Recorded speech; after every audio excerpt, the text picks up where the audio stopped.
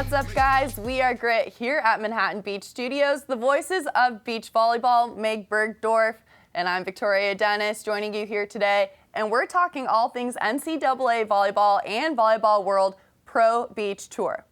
It's actually the Beach Pro Tour, and I know it's something that's kind of new for everybody.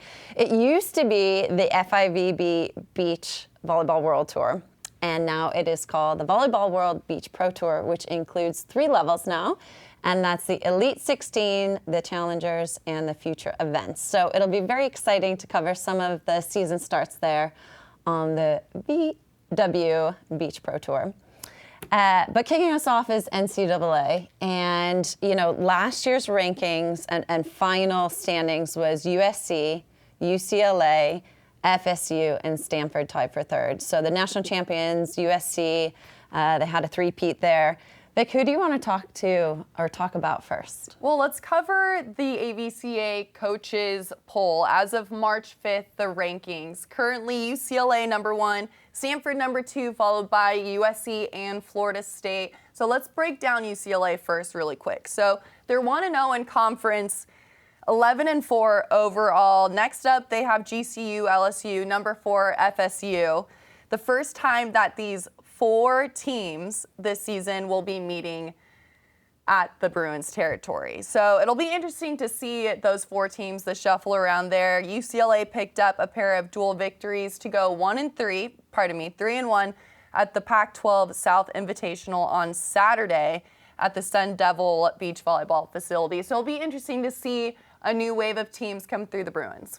Yeah, and notable losses this year is to SC, they went 1-4, Stanford 2-3, LMU 2-3, and Stanford again 2-3. So pretty interesting times there with UCLA and Stanford. Yeah, it'll be interesting. I mean, UCLA and Stanford right now, they're ranked 1 and 2, but Stanford on the upper hand of that duel, winning 2-1. So it'll be interesting to see how that plays out the rest of the season. The last matchup the Bruins had, the Oregon Ducks were there and they got swept. But what was fun for one of the Bruins was Reagan Hope saw her first action as a Bruin after transferring from Oregon and partnered up with Sophie Moore to take down the Ducks. So pretty fun there for that duo. Awesome. Let's head over to Stanford because we're talking about them, and they are on fire right now. They are 10-2 and just losing to UCLA 2-3 and ASU 2-3. ASU has new head coach Kristen Rohr over there taking on the Sun Devils. Let's hear about Stanford. Yeah, Stanford currently 2-1 right now in conference, overall 10-2. Versus UCLA, we just talked about that, 2-1. All 3 matchups there went a 3-2 draw. So again, interesting to see how that will move forward. Next up for the Cardinal, we'll host North Florida, Texas A&M, Corpus Christi, San Francisco, and St. Mary's. So I like that they're crispy. Crispies? Why not? Crispies? Absolutely. The Crispies. Yeah, Corpus Christi. But I think Crispies sounds a little bit more fun. But anywho, so that'll be exciting for the Cardinal. I was actually up there covering men's volleyball and got to talk to Coach Joe Kramer, who I used to play on the AVP with, and it was really fun to see the facility. I mean, what an opportunity those athletes have there up in the Bay Area. But the team looks good. The practice facility is absolutely amazing, and they're just continuing to build that team culture, find that fit, what the pairs are going to end up doing. But their practice that I got a little peek at looked really cool. That's awesome. Mm-hmm. Okay, let's kick it over to USC, reigning national champions, had a three-peat. They've lost, they're 12-2 right now in the season, and they've lost to Stanford 2-3 and UCLA 1-4. So big upsets there for USC, already 2 losses in the season. What else is going on with them? Yeah, so they split with UCLA 1-1. Both of those wins went 4-1. So again, a split there early on in the season. We'll see how that plays out for the women of Troy. Next up for them, they have FAU Beach Invitational, which will be Palm Beach Atlantic, Florida Atlantic, Florida International, and TCU. So that's next up for the women of Troy. And they had a little bit of fun. They were able to roast the Ducks to close out a 4-0 Pac-12 South run. So very fun for the women of Troy there. They didn't drop a single match in Arizona and have won 8 straight consecutive duels. That's impressive. It is. It is. They're feeling that momentum. They're riding that wave of the 8 consecutive duels and looking to carry it over here. Amazing. And last on our list of the top 4 is Florida State, the only current team that's undefeated in the top 4. They're 11-0, but interesting, they haven't played the strength of field yet. They're heading into the East meets West this upcoming weekend where they play those top-ranked teams. So what do we know about this Florida State team? Yeah, well, it's the best start since 2021. It's the 4th in program history, so they're feeling their own momentum. Sure, they haven't played a top-ranked team yet. They'll be tested in a couple weeks when they do the East versus West tournament, and that will host all top-ranked 10 opponents. So they'll have number 9, Hawaii, 8, Cal, 2, UCLA, and 5, LMU. So for me, that's really the biggest test for Florida State at the moment. It's awesome that they've been able to have that 11-0 start, but they're going to be really tested here in the next couple of weeks. Yeah, and it's taking place in Manhattan Beach. So if you are local, head on down to Manhattan Beach to catch all the action, which is super cool. Other teams in the top to really watch out for are TCU. You know, they're always holding that 5th spot, even in national championships last year. LMU, Cal, Long Beach new to that list, moving up the ranks, and LSU. And then our AVCA and collegiate beach volleyball.com pair of the week is Lexi Denenberg and Maggie Boyd. They play for UCLA. They went 4-0 as the number 1 pair with wins over Cal Poly, Long Beach State, and Washington. Fun stuff. Yeah. Also top of the charts, I want to talk about this because these pairs across the country are crushing it. And one notable pair for me that is, you know, top of the charts right now is Haley Hamlet and Anila Camille. And they're from TCU. They're currently 12-0 overall. They also won the 2023 AVCA Collegiate Pairs Championship this fall that was held in Huntsville, Alabama. And really interesting, Camille is from the Ukraine. And she has a very fantastic story about her journey going back home, how she gets home, and competing on the sand and what it really means for her. And it's pretty crazy what these athletes have to deal with, but the fact that she has, you know, that extra kind of baggage with her and she's able to execute at such a high level. We've had the opportunity to cover a few of their games here at the Manhattan Beach Pier, and they're just locked in as athletes, and that's a testament to who they are as individuals and also the coaching staff that they have behind them and beside them. So congrats for them on winning and staying top of the charts this week.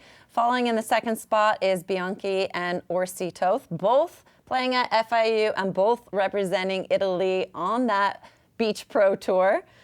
3rd is Young Gomez and Donnelly from Cal, standing at 6-0. 4th is Anderson and German from FSU at 6-0.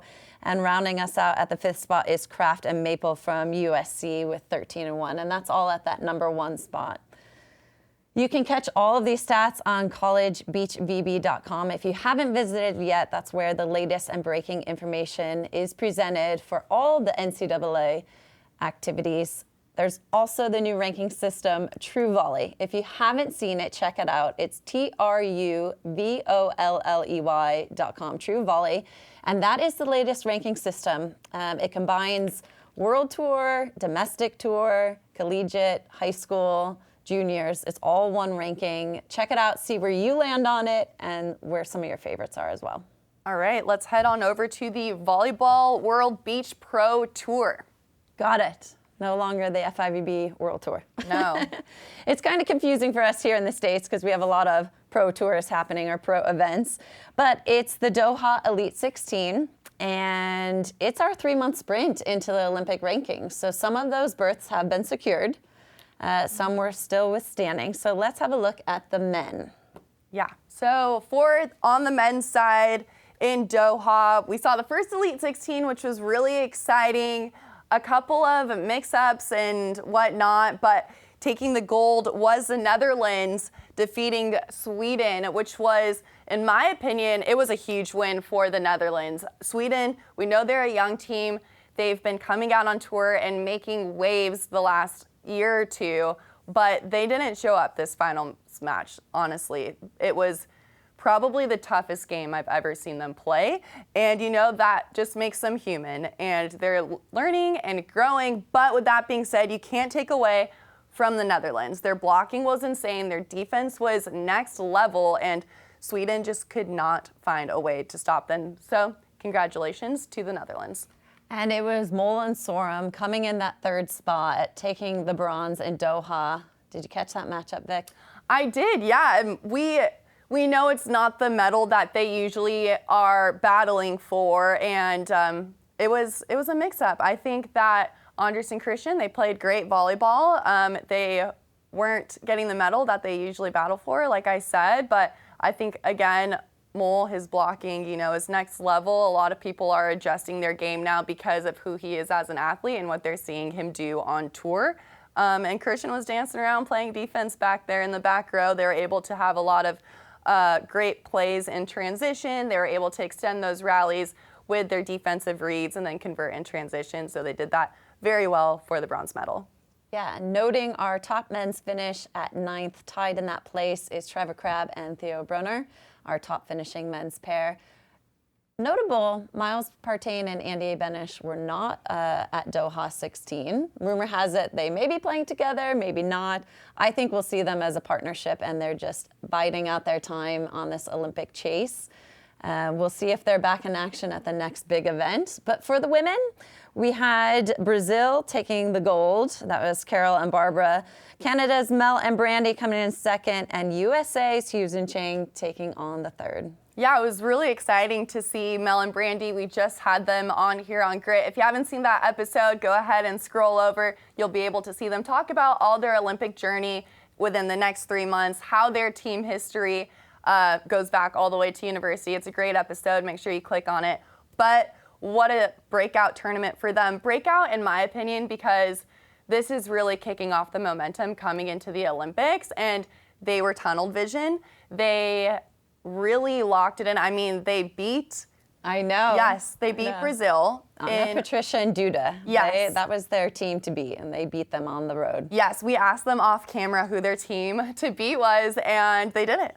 Yep. They did it, which was really awesome. And they were able to secure that silver in Doha. But you got to give it to Carol and Barbara. They just, I mean, it's insane what they're able to do with the game of volleyball. Their court vision and volley IQ, I mean, is second to none. They're obviously two of the best in the entire world. So congratulations to them for taking that gold.